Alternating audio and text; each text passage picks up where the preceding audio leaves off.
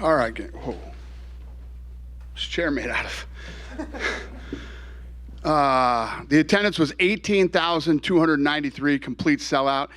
The gate was 7.25 million. It's the highest grossing event in the arena's history, excluding the NBA Finals. Fight of the night, obviously Hubbard and Katana, and performance of the night, so no shockers either. Zhang and O'Malley. Yeah. They all won $50,000. We'll start with Sean O'Malley. I mean, it's not just a win, but he looked impressive doing it, right? The distance control in the first round, and then to get Aljo frustrated to land that counter.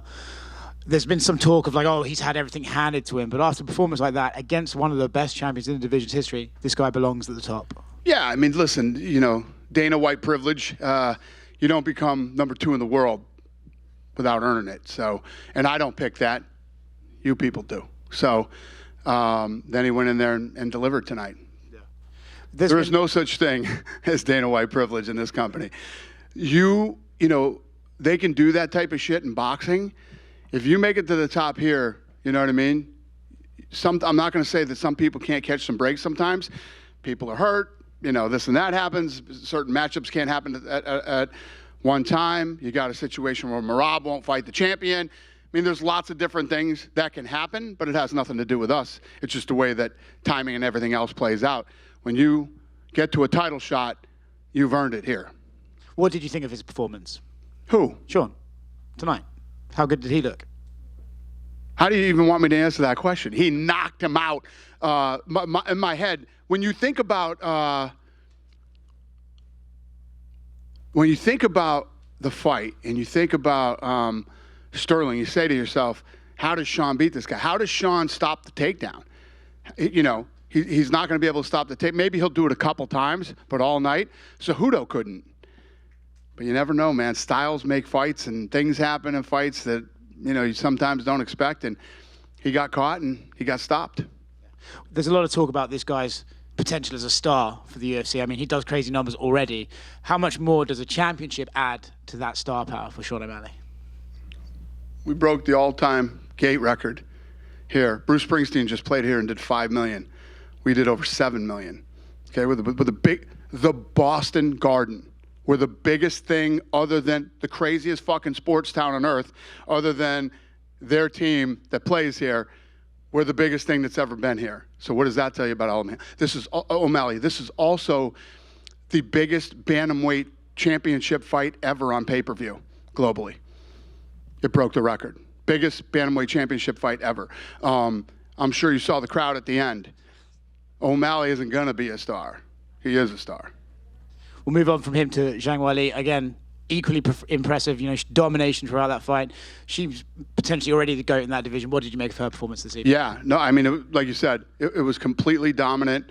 Lemos was tough as hell, ate a lot of shots. I mean, and she broke a record tonight for strike differential. She actually beat Valentina Shevchenko's record. And, I mean, you can't win any more dominantly than that other than a finish. She got out of a pretty scary choke at one point. I mean, she looked good. Especially, I mean, Lemos is so tough, and Lemos hits like a man. You know what I mean? When she throws punches, they have bad intentions. And she caught Weili a few times with some good shots, and she took those too. Weili Zhang is a beast. It's a dominating win, right? But for Lemos, it's like she's so tough that her stock almost rises a bit. Okay, she might not beat the champion, but no one's putting her away anytime. Yeah, I mean, listen, she's tough, but I mean, the scores were insane, and the strike differential, and yeah, she's a nice kid. I like her, but she was completely outclassed tonight. Right. Last one for me. Possibly the best tough finale since Bonner and Griffin. Yeah, it was good, really good. I mean, they won the fight of the night, so it's pretty awesome when you have a card stacked with talent like tonight, and the Ultimate Fighter finale wins fight of the night. That's pretty impressive. Obviously, the question that you've heard probably 3,000 times this year is, when do we see the coaches of that season fight? Is there an update on Conor versus Chandler? No. What did you make of Ian Garry's performance? He's obviously another budding star. He seems to have his plan laid out. He wants 4 more fights and a title shot. What did you make of his win over Neil Magny? Listen, very, very good win for him, because when you think of how tough and durable and crafty of a veteran that Magny is and how hard he is to put away, I thought he was a couple leg kicks away from that thing being over, and he was not. And Magny, being the stud that he is, he ran out of the octagon the way that he did because I think he didn't think if he waited longer he would be able to walk out of there. That's how tough he is. So, you know, listen, Ian is a very confident, you know, he when he looks back at the tape tonight and watches, you know, how a crafty veteran like Magny got to the end of the third round, I think he'll learn a lot from this fight. And, you know, it's almost like the perfect, you know, as you look at opponents. Magny came in on late notice. He didn't train for Magny. He trained for Neil. So, yeah, he looked damn good. What did you make of the build-up? Like at the press conference when Ian's bringing up the things that Neil said about, like, you know, like, oh, when I whip my kids, and Ian's cutting him off saying, like, oh, you don't deserve to talk after saying that. What did you make of their build-up that kind of came out of nowhere? I don't know. That shit happens in fights, man. You know, you never know what's going to happen, what people are going to say, or what's going to go on. You never know, you know, where their head is leading into these type of fights. And, you know, fighting is a crazy fucking business, man. I mean, the stuff that's said, it's like when I come in here after a fight and they're like, oh my God, he said this. That's why I'm always like, I don't give a shit. You know, this is the fight game. People say crazy stuff sometimes, and it just is what it is. And nobody in this room, maybe, I don't know if anybody, but pretty much I would think nobody in this room has ever been, you know, in a fight like these guys are in, and what kind of pressure under what you're thinking. And it's just, it's a different world, man. It's different than playing a football game or a baseball game or anything else in life. He obviously called out Wonder Boy and wants a 5-round main event. Wonder Boy has said, like, I'll fight the Ian Garrys of the world. Is that a fight you would be interested in? Wonder Boy turned the fight down tonight. Okay, there you go. You talked to him right away, like right after? Listen, we make fights, man. That's what we do. Going further down, Cheeto got another big win. Sean O'Malley's called his shot. Like, he wants Cheeto in December. Is that something that you now have to seriously look at, too? Following up the last question you asked me, we don't talk about fights in the fight. What do you think Chris Weidman should do after retire? Retire. Yeah, I love Chris Weidman. I love him. I love his family, and I think he should retire. We talked to Doc D. Doc D thinks he blew his MCL, ACL. He blew one of the CLs, and you know, guy's just coming back from a gruesome injury, and you know, listen, man, Father Time is not our friend at all, but definitely if you're a professional athlete, it's. So if he comes up to you and says, I want one more fight, is that something you say, like, hey, maybe let's talk about this? Well, first of all, depending on the damage to the knee, you're talking another year. Right. So I would say, Chris, I love you. Please retire. Dana, right here to your right. Given kind of where Ian is right now in his build, do you think it's time that the UFC finally goes back to Dublin at some point with him as a headliner? No? Not yet. One more move, then we go to Dublin. Gotcha. And kind of sticking with the locations, you had expressed after Weili's last fight that I believe it was her last fight, or maybe it was when Yan Xiaonan won, that you want to go back to China this year. Is that something that we should expect to see Weili in the near future? Probably. And then one more from me. We talked to Joe Lozon yesterday at a Q&A. This is the first New England card you guys have held where there's no New Englanders on it. He said that he had hit you guys up a bunch to get on this card, and that he was told his services weren't needed. It wasn't that his services weren't needed. The card was full at the time that he was asking. We already had the card full. Gotcha. So, like, you're cool with offering him fights if he wants to fight again? I would like Joe to retire, too. You know what I mean? It gets to the point. It's like Chris Weidman. We're talking about Chris Weidman a minute ago. Weidman reached the pinnacle of the sport and did it in spectacular fashion, knocking out one of the greatest of all time, right? And what's now? Why? You know what I mean? To come back and feel it one more time. We felt it tonight, and he blew his knee out, and he's going to have to go through crazy surgery again and recover from it. It's just like, wow, you've already done it all. You've accomplished everything that you could hope to accomplish in the UFC. Last one. And in saying that, so is Joe Lozon. Joe Lozon at one point held like the most fight of the night bonuses or performance bonuses or whatever it was. You know, he's been a part of the Ultimate Fighter. He's done so much in the sport. You get to an age where it's just like, come on, guys.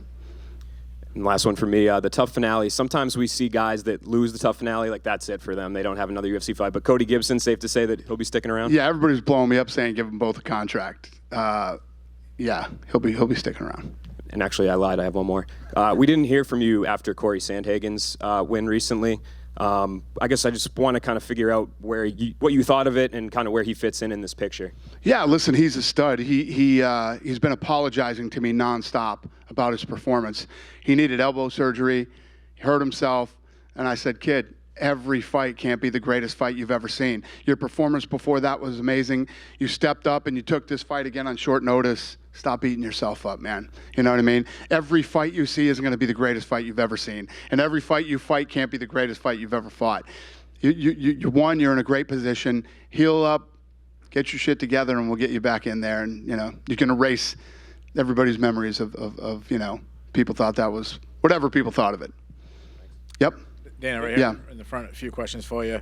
I know you don't like to make fights, so I'm not going to ask you about a specific fight, but how you did just say that you don't want Ian to go to Dublin next. I mean, I do want Ian to go to Dublin, just not next. Not next. Madison Square Garden, he's got to go. Okay, that was the question I was going to ask you. I mean, Irish guy, Madison Square 100%. Garden. Is that like a done deal? You get him there? There's a blueprint for this shit, and we got it. So you just talked about Sean O'Malley saying how pro the crowd was with him.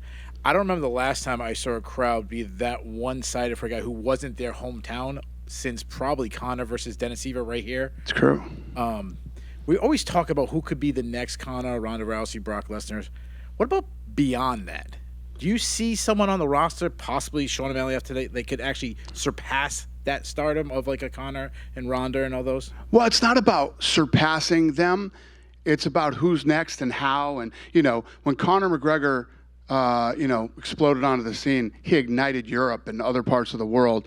And now, like Sean O'Malley coming into Boston, everywhere I went, yesterday and today, everywhere, and I'm sure you guys experienced this too, hair, shirts, the whole deal. I mean, everybody was wearing O'Malley stuff. And you saw the reaction when he won tonight, how the place just erupted. And when you think about this, I say it every fucking Tuesday. The Contender Series is the best show on television. The Contender Series is incredible. Now we have 2 world champions from the Contender Series and multiple, up-and-coming stars coming off that show. And if me and my crew, Hunter, the matchmakers, we're sitting at the office. It's fucking 4:57. We jump in the car and we drive over the Apex every Tuesday and literally watch the baddest fights that you could possibly see. And most of the media guys that are here do it too. I love the Contender, and the Contender is really this streamline to the world championship right now. It's awesome. I think that's a perfect transition to my next question. Obviously, the Contender Series is continuing to build stars. Probably the biggest star since Sean O'Malley, in my opinion, is probably Bo Nickel. I mean, he's got that buzz around him. He said he's going to take some time off. Any idea when we could see him back in action? 100%. No, but yeah, you're absolutely right. I mean, yeah, Bo Nickel, Macy Barber. I mean, Hill. I mean, so many people have come off that show. The list goes on and on. Kevin Holland. I think, the last year it started, and then this year from episode 1 and now the second one we just did, this thing's trending worldwide now. When we do fights on Tuesday nights, they trend worldwide on social media. So, so before these guys ever set foot in the UFC, millions of people have seen them fight on the Contender Series. It's awesome. And Dana, my last question. And you know what's crazy? I'll tell you this too. So when I first started the Contender Series, right? So we used to take the numbers. We would judge guys by the numbers that they pulled. We had all the numbers written down on the wall in there on numbers that they pulled. How many millions of people watched the fight, and O'Malley was from day one number 1. And my last question. Obviously, we just wrapped up the newest season of Ultimate Fighter. The finale was absolutely fantastic. But what was your overall thoughts of the entire show in general? Yeah, it was a good season. I mean, since the Spike days when we first blew up and we're pulling massive numbers and things like that, the attention and the promotion that ESPN has given this season of The Ultimate Fighter has been incredible. So, yeah, it was good. Especially, like I said, when you have a finale. When's the last time an Ultimate Fighter finale was the fight of the night on a card like this, in a city like this. So, Dana, to your right pretty here. awesome. Yeah. What do you think should be next for Aljamain Sterling? Going into the fight week, he was talking about potentially going up to 140. That's probably what he'll do. I don't know. Has he been in here yet? No. Yeah. Yeah, ask him. But if you're asking me right now, I'll bet he's going to say, I'm going to move up. Okay. Yeah. If he were to want, say, like an immediate rematch or something like that, he was a very successful champion. Not even thinking about that right now. Okay. And we also had Michael Chandler here as a guest. He was saying that he kind of expects the fight with Conor to go down in December. I wonder if there's any update on that now that the tough season is. He just asked me that too. I'd say next year. Mm-hmm. Yeah. And we also had Tatiana Suarez as a guest. She wants the next shot. Could we be looking at her? Who said that? Tatiana Suarez. Oh, yeah. No, she looked good. I don't know. We'll see. But yeah, I mean, she's a little badass too. Thank you. Fun Then fight. you're- Buddy. You're right. You mentioned, you want one more for Ian, probably MSG in November. But can you kind of confirm that next year, all going well, there will be a return to Dublin? We shook hands. I guaranteed him. We made a deal. So you mentioned this Conor fight may be happening next year. Why not December? Is that completely off the table at this stage? No. Is the USADA thing a problem? Oh, you're talking about Conor? Yeah. Oh, I thought you were asking me if we would go to Ireland first, if it's off the table. It's not off the table. Anything's possible, but I don't know. I can't. You're asking me questions I don't have the answers to. Why not December? Who the fuck knows? I don't know. We'll see how this thing plays out. One more as well. Your two sponsors with Prime, KSI and Logan, getting back in the ring. Are you going to watch their fights? And what do you think? Who? KSI and Logan Paul. Oh. They're fighting again? They're back. Like they're fighting on the same card. Oh yeah. Okay. Listen, I like Logan. I like Logan a lot. Great kid. Who in this room thinks that's a great fight? He's fighting. Raise your hands, please, if him and Dylan Dennis is a great fight. I know he's fighting. Nobody? Not one guy? Dan, a question over here, Yeah. kind of a hypothetical. Obviously, Sean is a big draw here. He's from Montana. There's a big fan base from him in Montana. Any chance ever in history there might be a card in the Treasure State? Well, I love Montana. I love that state. I never say never, but we're not thinking about it right now. Dana, over here. Yeah? Any update on light heavyweight title, Jiří Procházka and Alex Pereira? Jiří is healthy and ready to fight. Are they ready to fight? Yeah. I mean, do you know when? Maybe? I do not. If I did, we would have announced it. Okay. Thank you. Dana Yeah. over here. Sorry. I have to ask for the people in Ecuador. Do you think Michael Morales will fight again this year? And if so, can you tell us when? I have no idea. Thank you very back much. here. You know I've been here too long when these are the fucking questions you're asking me now. Hey, when this guy's gonna fight, what about that guy? What do you got? Hey, how you doing? Good. So I talked to the great John Anik, and he thinks the Patriots are not going to go to the Super Bowl. Are you ready to reprimand him, or what do you think about that? That's just fucking rude. John Anik, are you crazy? I would love to see them go to the Super Bowl again, but I say it all the time. Over the last 20 years, the Patriots have given us so much joy and happiness, you know what I mean? We can take a little rebuilding time if we need to, but shame on you, John Anik. So, question for me. Obviously, you brought up the Contender Series and Sugar Sean O'Malley coming from that system and making his way up to the championship. But there are so many different promotions like Ring of Combat with the great Lou Neglia, who I work for, and also like Titan FC and a bunch of different feeder systems. Like, is there any talent that you have your eye on, or somebody that you're going to be inviting to the Contender Series that you have high hopes for, or anybody? Well, we're in the second week. We got 8 more weeks left of the Contender Series. Fair enough, sir. So, yes, we have tons of talent coming through there. And I don't think we've turned down a fighter. We've picked every fighter in the first 2 episodes. We haven't even – we've picked every fighter that's fought on the last 2 episodes. So, listen, I love Tuesdays. It's my favorite time of the week. I love that show, and I'm excited for the next 8 weeks. And yeah, there's tons of talent coming through. You got an eye for talent. I have to admit that. Thank But you. nevertheless, is there anybody on this card that popped out? Like Ian Gary was amazing, and is there anybody that like popped out for you on the card that you really stood out for you that you're gonna move up or? Well, anybody? I would say the entire undercard looked incredible. I mean, as you got into the main card, there were a lot of fights that people were highly anticipating. But, when you talk about Gibson and Katana, unbelievable fight.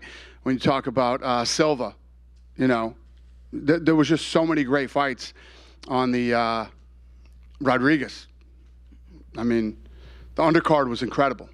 Fair enough. Thank you very much, sir. Thank you, sir. Hey, Dana, Right here, just a buddy. quick one. Any update on if you guys are coming back to Atlantic City this year? I know that was rumored for December. I don't know.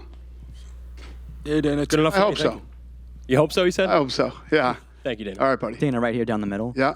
We spoke to Ian Gary earlier in the week, and he said that he was surprised that fellow Irishman Paul Hughes hasn't been signed to the UFC. Is Paul Hughes on your radar at all? Do you know how many guys are surprised that their guys they're friends with haven't been signed to the UFC yet? I hear that every day. With the Contender Series going on right now, and with the amount of fights that we put on right now, the other thing that's happened is we've had. It's been a while since the injury bug has fucking terrorized us like it has over the last few months.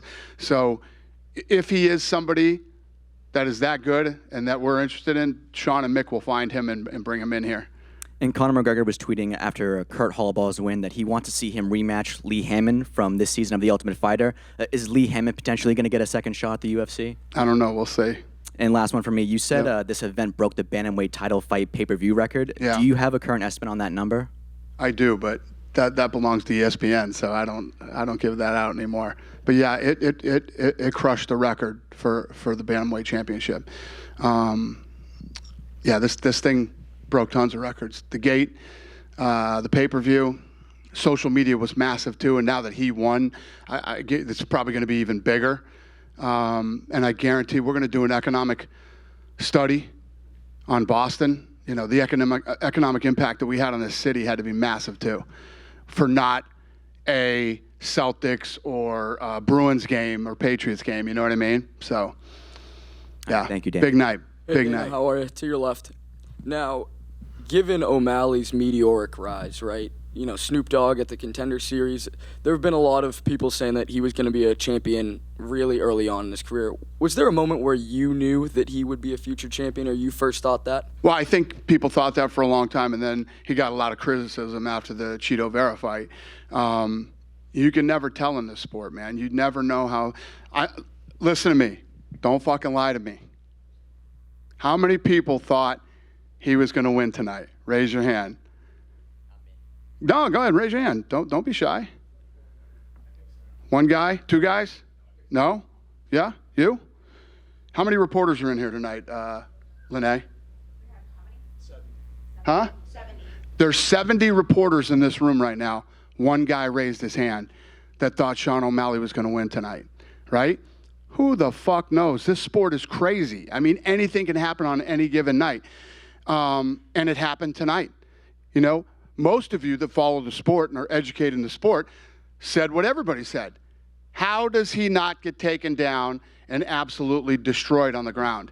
How does he stop the takedown? Maybe he'll stop it a few times, but the longer this thing goes and the more he defends the takedown, he's going to be in big trouble. And here we are in this room now talking about how Sean O'Malley is the champion. So you don't ever really. Let's talk about Bo Nickel that he brought up the other day, a couple minutes ago. He was great, unbelievable. Once you crack that top five, very few people make it into the top five, right? It's a whole nother ball game when you're in the top five. So 69 reporters in here said no. One guy raised his hand and said yes. What the fuck do I know?